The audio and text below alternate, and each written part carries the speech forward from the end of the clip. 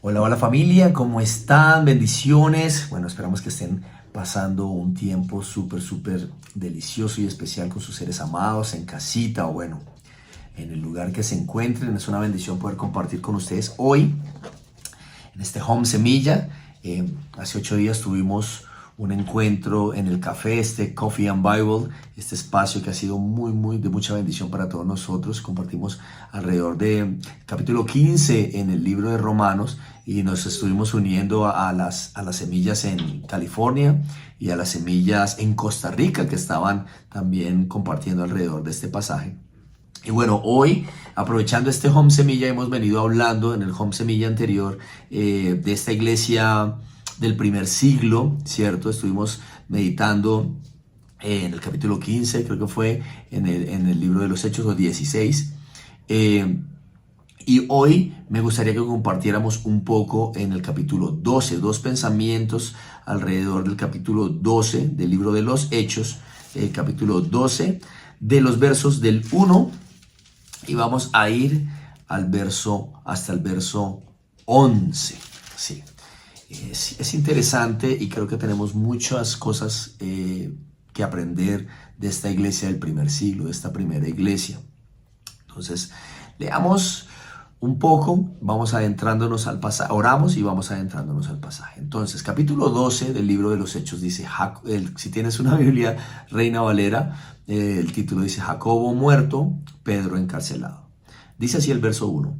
En aquel mismo tiempo, el rey Herodes, Herodes Agripa I, el primer Herodes Agripa, recuerden que hay varios Herodes, tenemos Herodes el Grande, Herodes Antipas, ¿cierto? Y este sería Herodes Agripa I. Dice, echó mano a algunos de la iglesia para maltratarles y mató a espada a Jacobo, hermano de Juan. Y viendo que esto había agradado a los judíos, procedió a prender también a Pedro. Eran entonces los días de los panes sin levadura. Verso 4. Y habiéndole tomado preso, le puso en la cárcel, entregándole a 4 grupos de 4 soldados cada uno, para que le custodiasen, y se proponía sacarle al pueblo después de la Pascua. Muchos coinciden que era para darle muerte. Así que Pedro estaba custodiado en la cárcel, pero la iglesia hacía sin cesar oración a Dios por él. Oremos. Mi buen Dios que estás en el cielo, te damos gracias por tu maravillosa palabra. Gracias por este espacio maravilloso, Señor, que podemos aún en casita seguir meditando y aprendiendo de tu maravillosa palabra. Permítenos ver en ella las maravillas de tu ley y contemplando tu gloria, Señor, como en un espejo sigamos siendo transformados conforme a tu imagen, como por tu espíritu. Oramos esto y más en el nombre de Jesús, y todos los semillosos decimos amén y amén. Bueno, varios pensamientos y varias cosas saltan a mi mente alrededor de este pasaje. Y uno de ellos tiene que ver con esta iglesia, obviamente esta iglesia del primer siglo, pero esta iglesia que había tomado y se había apropiado de las palabras de Jesús cuando les envió a dar el mensaje del evangelio. Ahora, vemos aquí en primera instancia unas circunstancias difíciles, ¿cierto? Y duras. Dice que en aquel mismo tiempo el rey Herodes echó mano a algunos de la iglesia para maltratarles, ¿cierto? Y mató a espada a Jacobo. Y coinciden muchos de que esta muerte a espada era una muerte en términos políticos, como si ya el evangelio y lo que estaban hablando los apóstoles de alguna forma ya amenazara, ¿cierto?, en temas políticos el gobierno de este momento. Vemos en el capítulo 6 y 7 del libro de los Hechos la muerte de Esteban con motivos más que todo religiosos, ¿cierto? Pero aquí ya vemos una muerte de orden político. Y es interesante porque recuerdo las palabras de Jesús en el capítulo 10 que hemos venido estudiando, cuando Jesús alertaba a sus discípulos de las persecuciones que iban a venir. Y les hablaba que serían maltratados en las sinagogas, ¿cierto? Hablando de términos religiosos, pero que también iban a estar frente a gobernantes y reyes, ¿cierto? Términos políticos. Y es interesante porque vemos que Jesús no creó falsas expectativas en sus discípulos, ¿sí? Si bien hoy en muchas ocasiones nos hablan que venir a Dios y estar en los caminos de Dios y en la vida de iglesia, vas a tener carro, beca, casa, ¿cierto? Pero Jesús en ningún momento creó falsas expectativas en los discípulos. Antes bien los preparó para este tipo de persecuciones que iban a sufrir y que iban a experimentar y que iban a vivir y que ya lo estamos viendo de forma clara en el capítulo 12 en el libro de los Hechos. Jacobo, ¿recuerdan a Jacobo, hermano de Juan, en el capítulo 4 de Mateo? Que lo estudiamos en su momento cuando dice que Jesús inicia su ministerio y empieza a llamar a algunos. Y vamos a leerlo un momentico, Mateo capítulo 4. Acompáñenme por favor al capítulo 4 de Mateo. El título de ese pasaje es Jesús principia su ministerio. Recuerden que hablábamos de que inicia su ministerio cuando Juan está preso, ¿cierto? Pero bueno, quiero ir al verso 18. Dice: andando Jesús junto al mar de Galilea, vio dos hermanos, Simón llamado Pedro y Andrés su hermano, que echaban la red en el mar porque eran pescadores. Y les dijo: venid en pos de mí y os haré pescadores de hombres. Ellos entonces, dejando al instante las redes, le siguieron. Maravilloso. Verso 21. Pasando de allí vio a otros dos hermanos, Jacobo hijo de Zebedeo y Juan su hermano, en la barca con Zebedeo su padre, que remendaban sus redes, y los llamó. Y ellos, dejando al instante la barca y a su padre, le siguieron.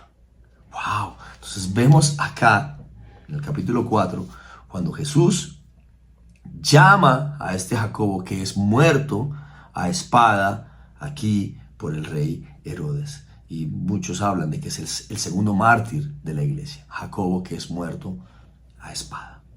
Y ya con fines políticos, ¿cierto? Interesante.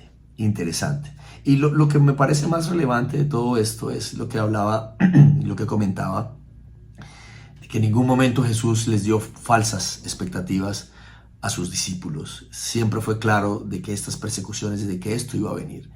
Y es interesante cómo ellos, a pesar de estas advertencias de Jesús, siguieron adelante, ¿cierto? Y si bien en nuestra vida cristiana hoy en día es bueno que tengamos eso claro. Miren, he conocido muchas personas a los que de pronto se les ha dado falsas expectativas de lo que es la vida de iglesia. Y cuando se enfrentan a la primera dificultad, al primer problema, a la primera circunstancia dura y difícil, se alejan de Dios, ¿sí? Por eso es importante que tengamos claro que en el mundo tendremos aflicciones, pero confiemos porque Él ha vencido al mundo. Y es interesante, perdón, también cuando pensamos en esta primera iglesia en la que todos los discípulos, todos estos apóstoles dieron su vida por el evangelio. ¿Qué vamos a hacer tú y yo? ¿Cómo vamos a responder ahora nosotros hoy cuando vienen problemas, cuando vienen circunstancias difíciles a nuestra vida? Es el momento de aferrarnos más a Dios. Y miren que Jesús les habló de estas persecuciones, de esto que iban a vivir, de que iban a estar ante gobernantes y que no se preocuparan porque iban a hablar en ese momento, porque el Espíritu del Padre hablaría en ellos. O sea, no solo a través de ellos, sino en ellos. Lo que Jesús sí prometió es que Él estaría ahí, ¿cierto?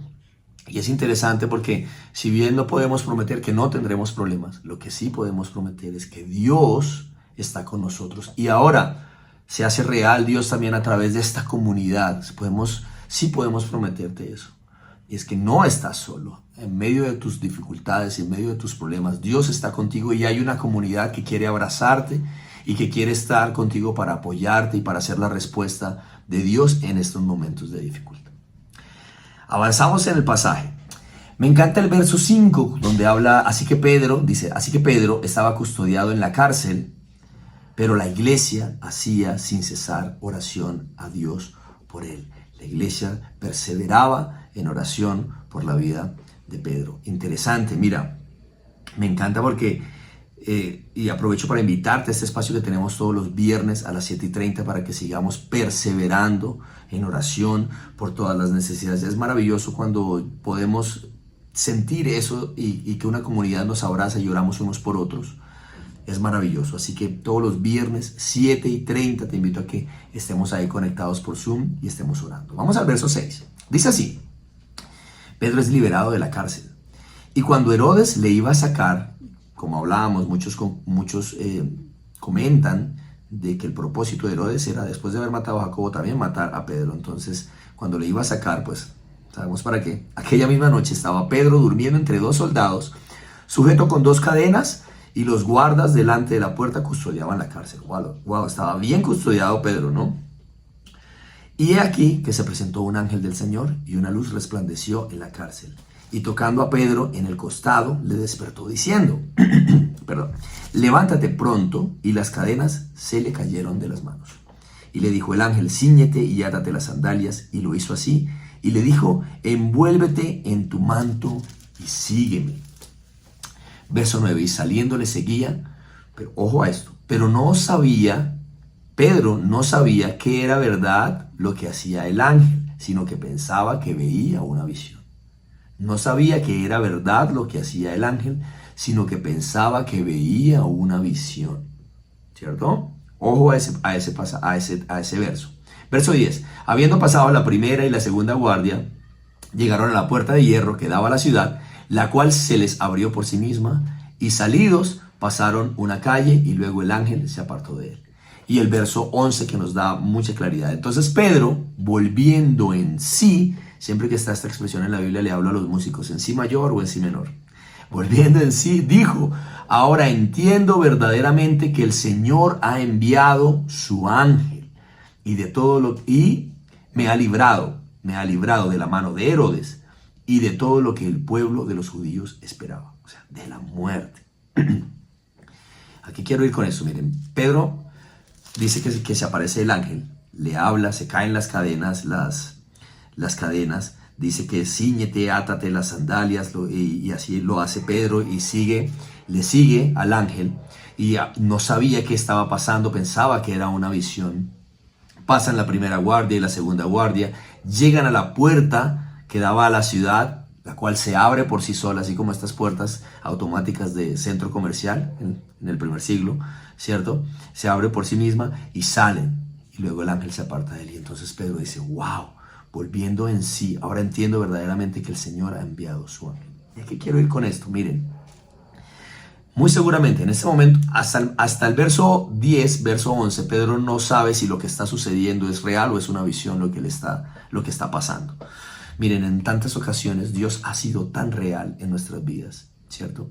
Ha sido tan real cuidándonos, guardándonos, llevándonos de la mano, dándonos, cumpliendo muchos sueños en nuestra vida también, ¿cierto? Dándonos una familia, dándonos unos hijos, dándonos muchas cosas, un trabajo. Ha sido tan evidente para nosotros, pero de alguna forma nosotros no lo hemos visto tan real en nosotros. ¿Por qué Dios permite esto? ¿Por qué me toca atravesar estos momentos difíciles? ¿Por qué me toca atravesar estas circunstancias? ¿Por qué está pasando eso? ¿Dónde está Dios? ¿Cierto? Pero vemos aquí que Pedro vuelve en sí. Si nosotros reflexionamos y volvemos en sí y pensamos, ¿qué ha hecho Dios en mi vida?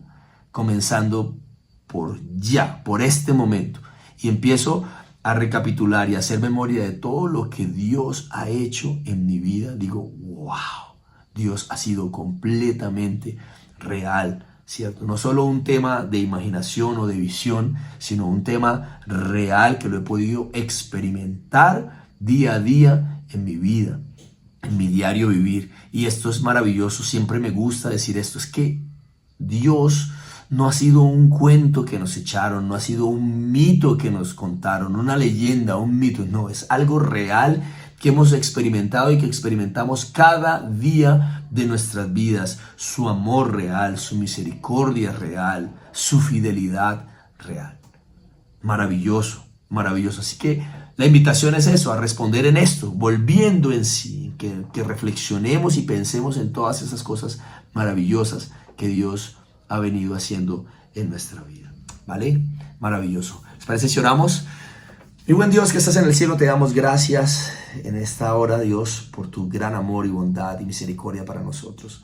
Gracias por tu palabra, Señor, la que siempre nos insta a seguir adelante, a luchar, a enfrentar, a seguir y siempre, Señor, agarrados y aferrados a tu mano poderosa. Gracias, Señor, por tu palabra. Maravilloso. Oramos por todos los semillosos aquí en Bogotá. Señor, bendíceles, guárdales, llévales de tu mano y que podamos siempre estar y permanecer en el centro de tu voluntad, que no existe en el universo un lugar más seguro. Señor, oramos en el nombre de Jesús y los semillosos decimos amén y amén, recordándoles que de hoy en 8 tendremos nuestro discipulado Navegantes. Ha estado muy interesante estas sesiones que hemos venido teniendo. Y de hoy en 15 estaremos en nuestra primera reunión presencial en el nuevo lugar. Así que orando mucho unos por otros y seguimos adelante. Les amamos, iglesia. Chao, chao.